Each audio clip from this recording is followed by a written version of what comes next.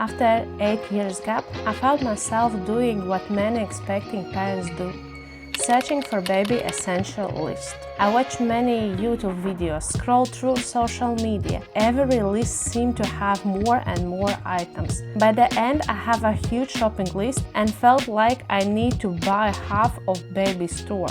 What was interesting when I look closer, many of those must-have products ended up on my maybe not list. Now when I'm 5 months postpartum, I see that some of these items I didn't bought and I don't regret.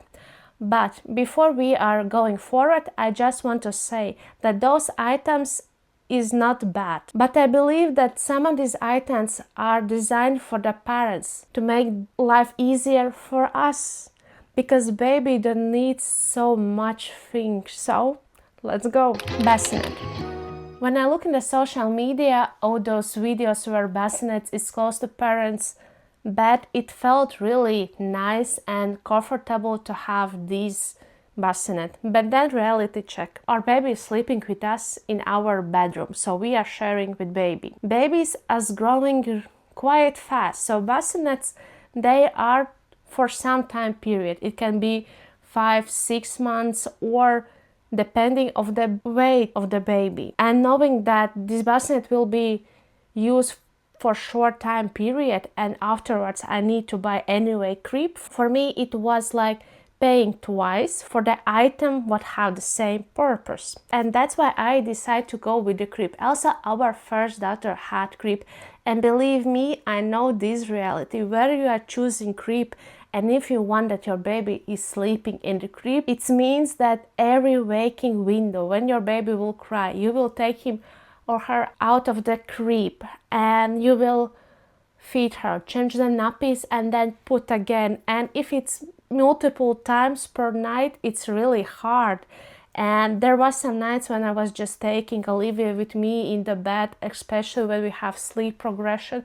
But now when she already 5 months, I see that she's sleeping in her crib during the night. Yes, she have awakening windows like 2 or 3 times per night, but also now she started to sleep on the day, and I really don't regret that I skipped this bassinet. Baby nest. Baby nest can be a really great safe place where to put your baby.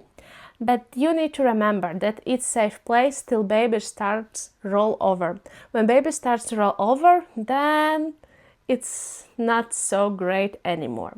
So in Olivia's case, she started roll over in the 4 months.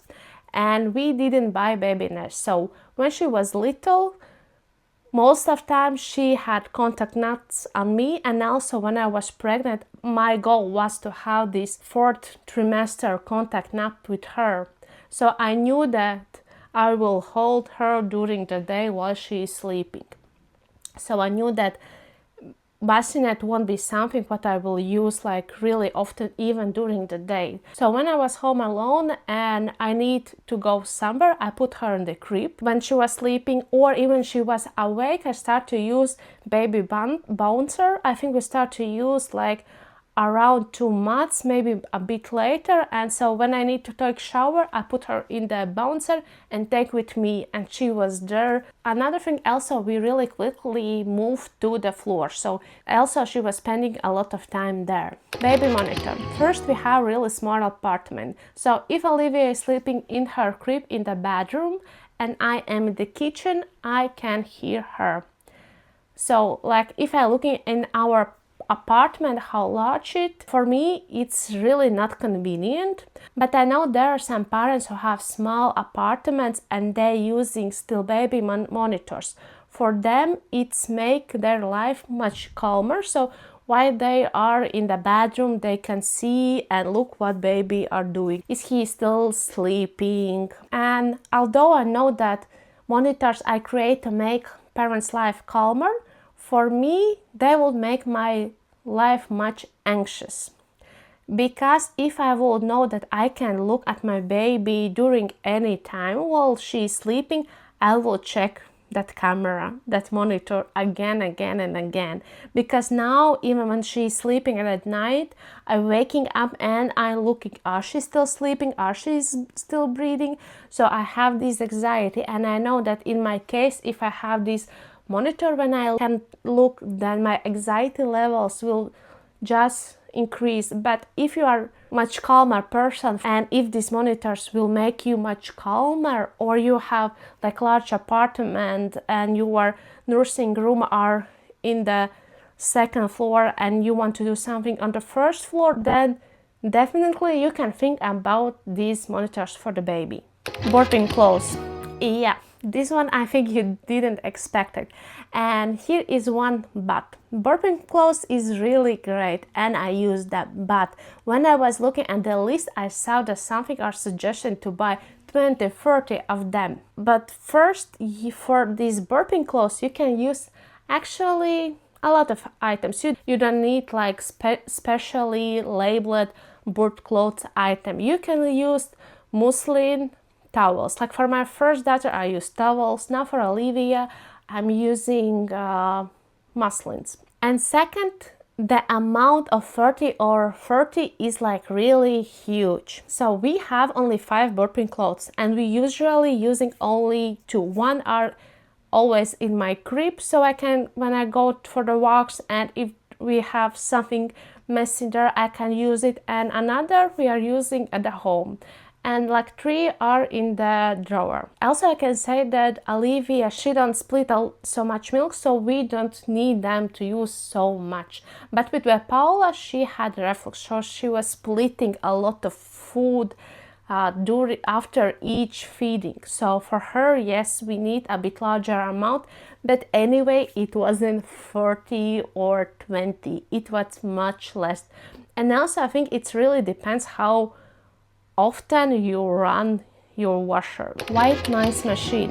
One of the things what I wanted to avoid for Olivia, that she can fall asleep only on special conditions. And of course, there are these sleep hygienes. We're making room darker and less noisy, but still, I think the voice machine are some extra. When she have her day naps, I want that she can hear that something are speaking, that dishwasher is running, that there's TV, that there's some sound from TV or some music, that life is happening during the day. And during the night, yes, we not so loud anymore, but still time to time she can hear that cats is running and playing, what can be, believe me, really annoying during the night.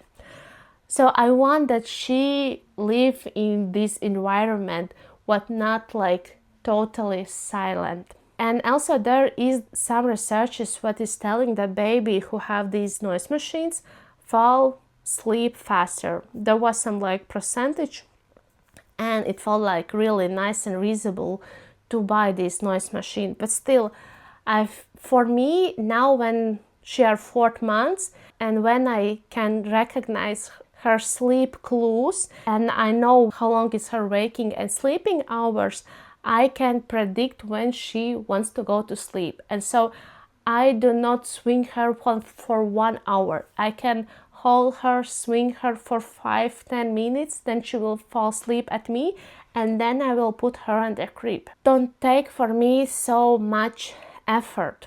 And yes, sometimes it takes longer, especially in those first months. For the first months, yes, it was like really challenging, because I didn't know what is her sleep patterns, her sleep clues, but now when I know, it's much easier become.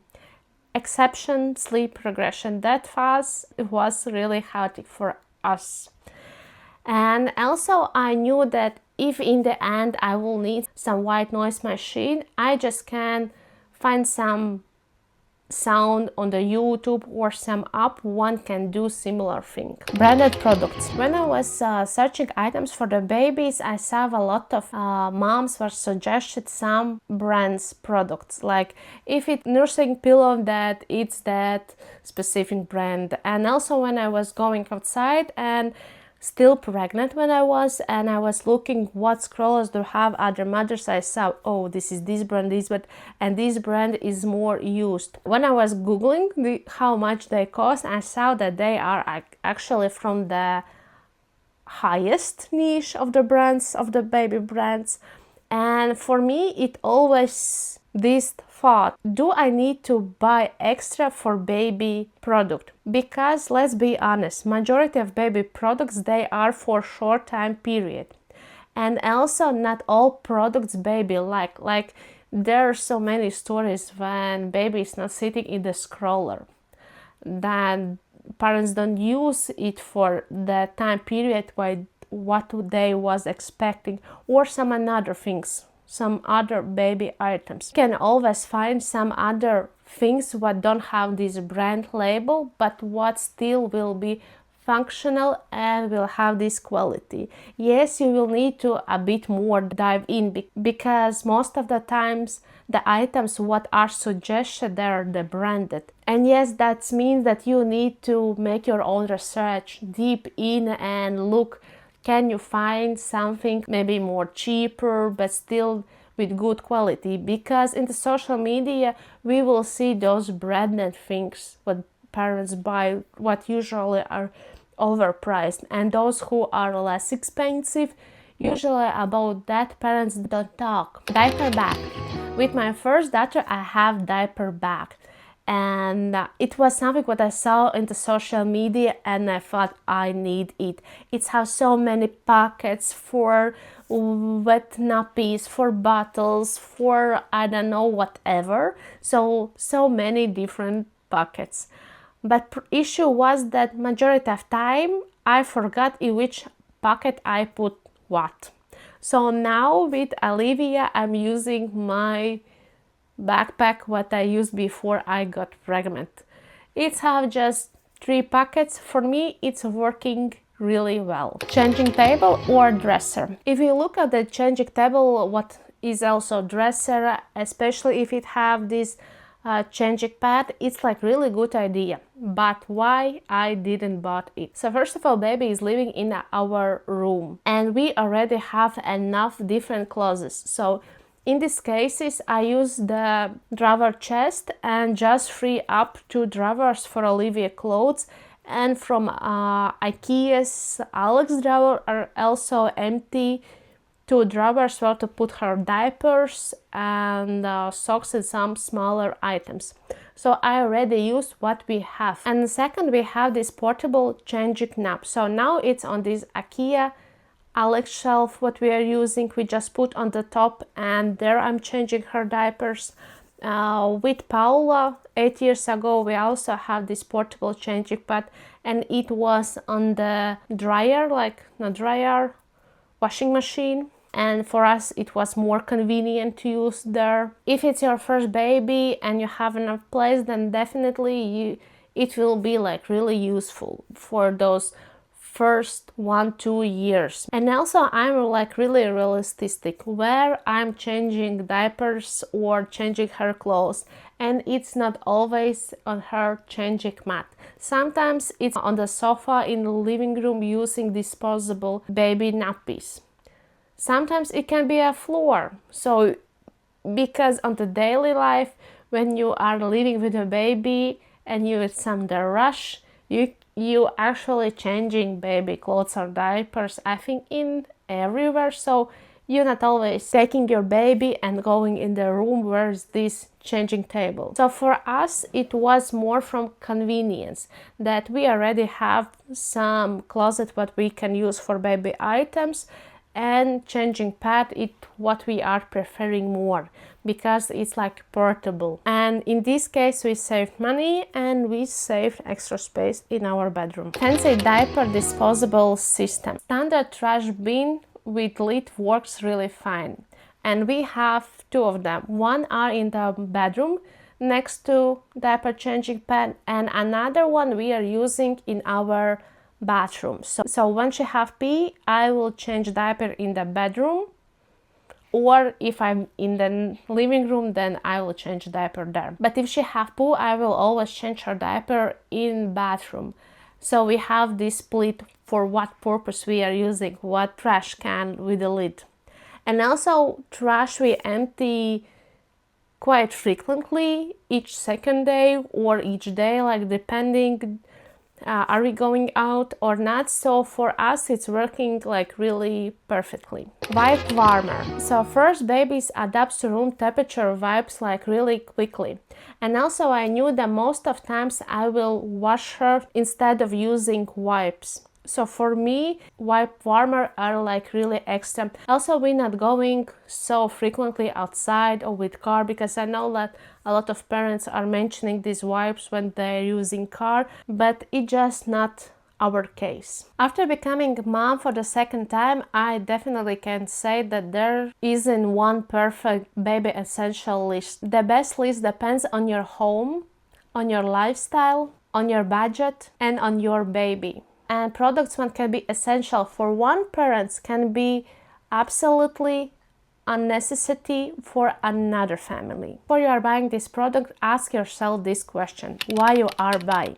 Is it because you saw this on the social media that some other parents are using or someone suggests you, or that it actually makes sense to buy for your family lifestyle? And if you like to see products what I bought for my daughter, what we are using already for 5 months, then you can check this video next.